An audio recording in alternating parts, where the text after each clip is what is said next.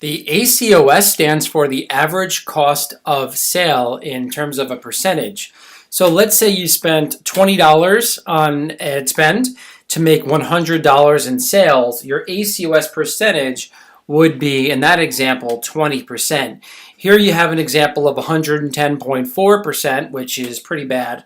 But in this example, this person spent $251.63 to make $227.86. So they spent 110% of their ad spend to make only $226.86.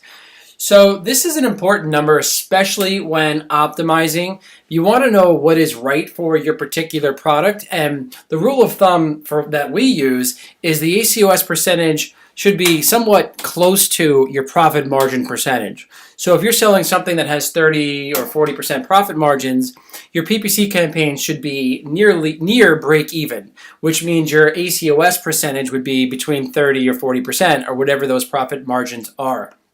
Now, we're going to dive a little bit deeper into the ACoS percentage throughout all of these videos, but you can find the ACoS percentage also in listing optimization. When you click on a listing, you're going to see the ACoS percentage for the particular product across all of the campaigns. So look, this particular product is in several different campaigns down here, and here's the ACoS percentage.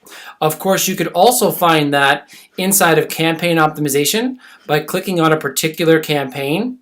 You're going to see the ACoS percentage right over here for this particular campaign.